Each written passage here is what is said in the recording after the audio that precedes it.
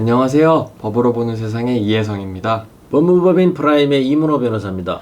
조국 법무부 장관 후보자에 대한 압수수색이 실시되었을 때 변호사님께서는 문재인 정권과 검찰 사이에 강대강의 대립구도를 예상을 하셨는데 지금 그대로 되어 있는 것 같아요. 검찰이 압수수색이라는 강제수사에 착수했다는 것은 강력한 수사의 의지를 드러낸 것이죠. 그리고 문재인 정권도 이를 그대로 묵과할 수는 없기 때문에 강대강의 대치를 피할 수 없다고 봤죠. 그거 예상한 대로 정권은 검찰을 계속 압박하고 검찰은 또 조국을 넘어서 수사 대상을 확대하면서 이제 확전으로 치달았습니다.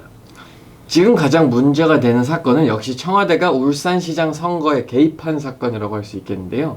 그렇죠. 울산시장 선거 개입 사건은 독재 정권에서나 있을 법한 그런 관권 선거로 사실로 인정되면은 정권의 기반을 흔들 수 있는 그런 사건이죠. 심각한 사태가 올 수가 있습니다. 지금 우리나라는 민주화가 잘 진행되어 왔고 문재인 정부는 촛불 전국으로 탄생한 정부잖아요. 이런 정부의 청와대가 조직적으로 선거에 개입했다. 이런 사실이 잘 믿기진 않습니다. 상상조차 하기 싫은 상황이 벌어지고 있죠. 문재인 대통령의 30년 지기인 송철호 변호사를 당선시키고 싶다는 그런 잘못된 애정이 청와대 참모들을 잘못된 길로 몰고 가지 않았나 생각됩니다. 시청자분들 위해 이 사건을 좀 간단하게 설명을 부탁드릴게요. 검찰의 공소장에 따르면은 2018년 지방자치단체 선거에서 문재인 대통령의 30년 지기인 송철호 민주당 울산시장 후보를 당선시키기 위해서 청와대 8개 부서가 나섰다는 겁니다. 민정수석실은 울산지방경찰청에 상대 후보인 김기현 시장의 측근에 대한 수사를 지시하고 또 민정수석실과 국정상황실이 19차례에 걸쳐서 수사 진행 상황을 보고받은 것으로 드러났어요. 그리고 정무수석실은 민주당 내 경선 후보인 임동호에게 공직을 제안하면서 불출마를 종용했고요. 또 정무수석실과 사회정책비서관실 등이 송철호 후보의 공약을 지원하고 상대 후보인 김기현 시장의 공약을 무산시켰다는 내용입니다. 그렇다면 이 사건의 수사는 어디까지 진행되었을까요? 청와대 정무수석 비서관과 그 비서관들 그리고 울산지방경찰청장, 울산시장 등 10여 명이 기소가 되었죠. 그리고 또 요거에 대한 공소장의 공개를 둘러싸고도 좀 논란이 있었잖아요.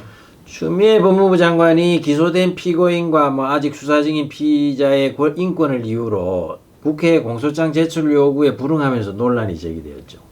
기소된 사건의 공소장을 국회에 제출하는 것이 불법적인 잘못된 관행인가요? 국회가 국회법에 따라서 공소장 제출을 요구하면 법무부는 이에 따라야 되죠. 추 장관은 이것을 무슨 피고인의 인권을 침해하는 불법적인 관행이라고 했는데 이것은 불법적인 관행이 아니라 국민의 알 권리를 위해서 법률에 규정되어 있는 겁니다. 추 장관이 국민을 속이고 있는 거죠. 공직자들이 선거에 개입을 했다라고 하면 당연히 국민들이 알아야 할 부분인 것 같은데 추 장관은 왜 이렇게 법을 위반하면서까지 무리하게 공소장 제출을 거부하는 걸까요? 총선 전에 공소장이 공개되면 선거에 악영향을 미치지 않을까 우려했던 것으로 보이는데요. 공소장에는 청와대가 조직적으로 울산시장 선거에 개입한 정황이 아주 구체적으로 상세하게 기재되어 있거든요. 그러니까 국민들이 이 공소장을 직접 보게 되면 이야기를 듣는 거하고는 또 다른 훨씬 더 큰 충격을 받지 않을까 이런 걸 우려했겠죠. 공직자들이 선거에 개입한 사건과 관련해서는 피고인의 인권보다 국민의 알 권리가 압도적으로 우월하다고 봐야 되겠죠. 법무부 장관은 오직 법과 원칙을 지켜야 하는 자리인데 추 장관은 선거에서 여당의 총선 승리만 의식하고 있는 것 같아서 좀 걱정이 되네요.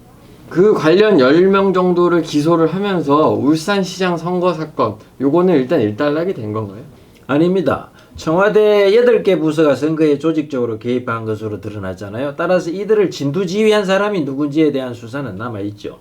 다만 총선이 임박했기 때문에 선거에 영향을 주지 않기 위해서 총선 후로 수사를 미룬 것으로 보입니다. 그런데 청와대 민정수석실, 정무수석실 등이 관여했다라고 하면 이들을 지휘할 수 있는 사람은 사실상 뻔하지 않을까요? 그렇죠. 비서실을 총괄 지휘하는 임종석 비서실장과 문재인 대통령 두 사람밖에 없죠. 그런데 임종석 비서실장 같은 경우에 이미 조사를 한번 받았잖아요. 근데 왜 지난번에 같이 기소를 하지 않았을까요? 청와대 8개 부서를 움직일 수 있는 사람은 이제 두 사람밖에 없다고 그랬잖아요. 그래서 이제 임 실장의 기소는 뭐 정해져 있다고 봐야 되겠죠. 다만 이제 임 실장의 역할이라든지 임 실장이 문 대통령으로부터 어떤 지시를 받았고 어떤 보고를 했는지에 대한 조사가 더 필요할 겁니다. 한 번의 조사로는 뭐 충분하지 않았을 겁니다. 총선 후에 몇 번 더 불러서 조사한 후에 뭐 처리할 것으로 보이네요. 근데 임 실장이 대통령과 관련해서 그 부분을 이야기를 할까요? 임 실장이 입을 다물게 되면 사실상 알 수는 없는 부분이잖아요. 뭐 임 실장이 입을 다문다고 하더라도 몇 가지 조사의 단서는 있죠. 송병기 울산 부시장의 수첩에 보면 임 실장이 문 대통령의 출마 권유를 송철호 변호사에게 대신 전달했다는 내용이 있고, 또 송철호 변호사가 청와대에 가서 임 실장을 만난 것으로 되어 있는데 그때 무슨 이야기를 나누었는지, 또 그 직후에 송철호 변호사가 문 대통령을 만나고 갔는지 등을 물어볼 수 있겠죠. 그 밖에도 울산지방경찰청의 수사 상황이 19차례에 걸쳐서 청와대에 보고되었는데 이것이 대통령에게까지 보고됐는지 여부를 조사할 겁니다. 그리고 이제 임동호의 진술에 의하면 임 실장이 임동호에게 이제 공직 자리를 제안한 것으로 되어 있잖아요. 이러한 공직 제안이 민주당 내의 경선 불출마와 관련이 있는지 이걸 조사해야 될 겁니다. 근데 좀 전에 임 실장의 기소는 예정이 되어 있다라고 하셨는데 과연 문재인 정권이 그렇게 되도록 가만히 지켜보게 될까요? 정권 입장에서는 뭐 필사적으로 막으려고 할 겁니다. 임 실장이 기소되면 이제 바로 문 대통령에게 초점이 맞춰질 테니까. 그래서 총선 후에 문재인 정권과 윤석열 검찰 간에 한바탕 이제 전쟁이 벌어질 것으로 보는 거죠. 생사를 건 싸움이 되겠죠. 임 실장이 기소가 된다고 하더라도 현직 대통령을 기소를 할 수는 없잖아요. 기소를 할 수는 없지만 이제 조사를 할 수는 있으니까 문 대통령을 조사하라는 여론이 이제 비등해지겠죠. 그리고 대통령 탄핵 문제가 수면 위로 떠오를 겁니다. 그렇게 되면 정권이 좀 위태로워질 것 같은데 그렇다면 문재인 정권으로서는 사실상 임 실장의 기소를 막아야 할 텐데 방법이 있을까요? 지난번에 최강욱 공직비서관의 기소를 막지도 못했고 울산시장 선거 개입 사건의 기소도 막지를 못했는데 말이죠. 지난번에 이제 검찰 인사를 해서 윤석열 사단을 해체하고 뭐 정권에 가까운 인사들을 투입했는데도 이들이 기소를 막지 못했죠. 결국 윤석열 검찰총장의 의도대로 기소되었어요. 그래서 문재인 정권에서는 윤 총장을 그대로 두고서는 자신들의 뜻을 관찰할 수 없다라는 것을 깨달았을 겁니다. 자, 근데 지난번 동영상에서 언급하셨듯이 법무부 장관은 검찰총장에게 구체적 사건에 대한 지휘를 할 수 있다라고 하셨잖아요. 그럼 추 장관이 여기서도 윤 총장에게 임종석 실장을 기소하지 말아라 이렇게는 안 될까요? 증거가 명백한데도 기소하지 말라고 하면 위법한 지시가 되겠죠. 지난번 동영상에서 검찰총장은 장관의 위법한 지시를 거부할 수 있다고 했잖아요. 추 장관이 지시하더라도 윤 총장은 거부하고 자리를 지킬 것으로 보입니다. 그런데 또 추 장관이 임 실장을 기소하지 말라고 지시하면 직권남용죄가 되지 않나요? 증거가 명백한데도 기소하지 말라고 지시하면 직권남용죄가 될 수 있겠죠. 추 장관이 과연 그런 위험을 부담하려고 할지 모르겠습니다. 추 장관이 검찰 내의 수사팀과 기소팀을 별도로 두고 서로 견제하게 하겠다는 것도 임 실장의 기소를 막아보겠다는 의도로 보이는데요. 말도 되지 않는 발상인데요. 검찰 내부의 기소팀을 따로 두더라도 결국 윤석열 검찰총장의 지휘 감독을 받기 때문에 임 실장의 기소를 막는 데 도움이 되지 않을 겁니다. 결국 임 실장에 대한 기소를 막고 향후 진행될지도 모르는 정권에 대한 수사까지 예방하기 위해서는 총선 후에 윤 총장을 내쫓을 수밖에 없다 이런 말씀이신가요? 달리 방법이 없지 않나 생각이 됩니다. 총선 후에 윤 총장을 해임하는 수순을 밟지 않을까 조심스럽게 예상을 해봅니다. 여론의 반발이 만만치는 않을 것 같은데요. 그래도 윤 총장을 그대로 두고 앉아서 당하는 것보다는 낫다고 생각할 겁니다. 추 장관은 문재인 대통령의 측근이라고까지 하기에는 조금 어려운 것 같은데 과연 위험을 감수하면서까지 윤 총장을 해임하는 데 앞장에 설 수 있을까요? 추 장관으로서는 총선 결과에 따라서 전개되는 그 정치적 상황을 보면서 정치적 계산을 하겠죠. 문재인 대통령 지지자들을 보고 위험을 감수할 수도 있다고 생각이 됩니다. 울산시장 선거 개입 사건 이외에 또 정권을 겨냥한 수사를 할 가능성이 있을까요? 검찰도 당분간은 좀 조용히 있지 않을까 싶은데. 지금 검찰 수사가 진행 중이거나 예정되어 있는 사건으로는 우리들 병원 사건, 또 상상인 저축은행 사건, 신라젠 사건, 또 대통령 자녀 관련 의혹 등이 있고 유재수 감찰 무마 사건도 아직 끝나지 않았죠. 자녀의 유학비를 제공한 사람이 누군지 아직 밝혀지지 않았는데요. 이 사람이 드러나면 새로운 국면을 맞을 수도 있다고 봅니다. 문재인 정권 입장에서는 윤석열 총장 임기가 끝나는 2021년 7월까지 이 불안한 상태가 계속되는 것을 참기 어렵겠죠. 정권 후반기가 되면서 또 정권의 힘이 점점 약해지는 상황이라서 더 위험해질 수 있다고 생각할 겁니다. 근데 윤 총장을 해임하고 싶다고 하더라도 검찰총장의 임기가 2년으로 딱 정해져 있잖아요. 불가능하지 않나요?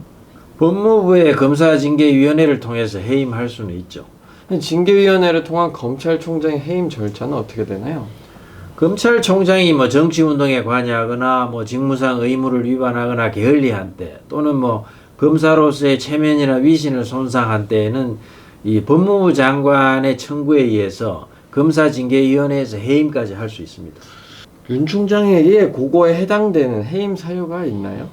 만들려고 하겠죠. 예를 들면 이제 앞에서 말씀드린 것처럼 장관이 검찰총장에게 뭐 구체적 사건에 대해서 지휘를 하고 여기에 따르지 않았다는 이유로 또 해임을 할 수도 있겠죠. 이건 뭐 어디까지나 예를 든 것뿐이고 어떻게든 사유를 만들려고 할 겁니다. 그리고 이것이 이제 추 장관에게 부여된 또 가장 중요한 임무라고 할 수도 있겠죠.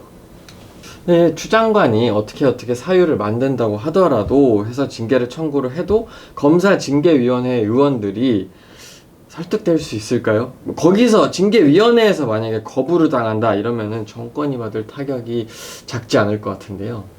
위원들을 이제 법무부 장관이 임명하게 되어 있으니까 징계 절차를 밟기 전에 뭐 사전 정기 작업을 하고 자신이 섰을 때 하겠죠.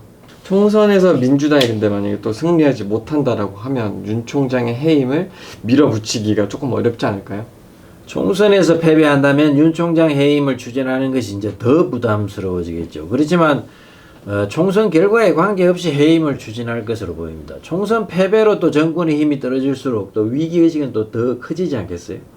변호사님이 이전에 검찰의 압수수색 실시할 때쯤에 이미 문재인 정권이 윤 총장을 그대로 두지 않을 거다라고 말씀을 하셨는데 그대로 되기도 했고 이제 총선이 끝나면 오늘의 영상에 대한 결과도 볼 수 있지 않을까 싶습니다. 앞으로 요와 관련된 진행 사항을 수시로 영상으로 만들도록 할 테니까 구독과 좋아요 한 번씩만 눌러주시고 많은 관심 주시면 감사하겠습니다. 감사합니다.